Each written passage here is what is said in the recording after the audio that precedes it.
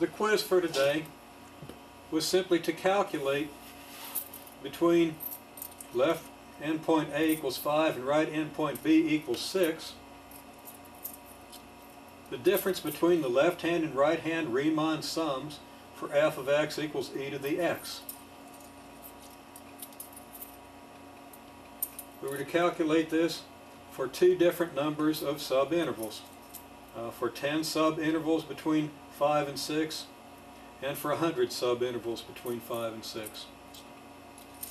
Now, we know that the right hand minus the left hand Riemann sums are simply going to be f of Tn delta t minus f of T naught delta t. And we'll see why by looking at a figure here. Okay, in the figure that we see, we have a depiction of some function that looks maybe like an increasing exponential between values a and b. Assume we have t equals a and t equals b. Then at the left-hand extreme of this interval, we have function value f of a. At the right-hand extreme, the function value is, of course, f of b.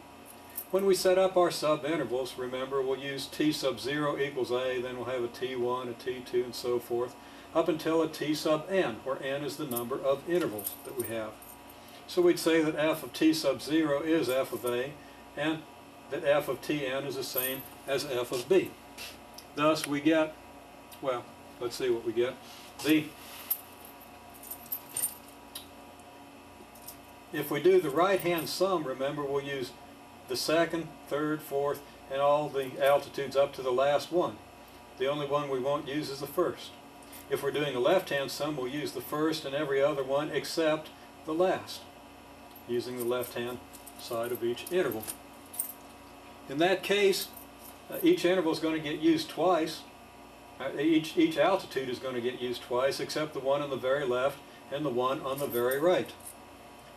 And when we subtract the left hand from the right hand, all the ones that are used twice will appear once in the left hand, once in the right hand, and they'll cancel out. And we'll simply be left with the right hand altitude, the area based on the right hand altitude, and the area based on the left hand altitude. And those areas, of course, are f of t sub n, the right hand altitude, times the delta t, and f of t sub naught, the left hand altitude, times delta t. As a result, we see that our right hand minus left hand altitudes, Riemann sums, give us the result f of b minus f of a delta t, because of course f of b is f of tn and a is t naught, so f of a is f of t naught. So we see that in response to the question asked in the problem, the right hand minus left hand is always going to be e to the 6th minus e to the 5th, because the right hand side of the interval is b equals 6, the left hand side is b equals 5, so f of b minus f of a is e to the 6th minus e to the 5th.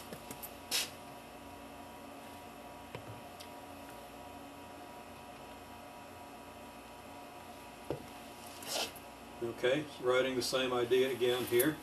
We see that e to the 6th minus e to the 5th, when evaluated, gives us approximately 250. Just take your calculator and evaluate e to the 6th minus e to the 5th, and this is what you'll get. Now, if there are 10 subintervals between t equals 5 and t equals 6, that tells us that delta t is going to be 0.1. Dividing the interval between 5 and 6, which has length 1, into 10 subintervals, obviously gives us a subinterval of length 0.1.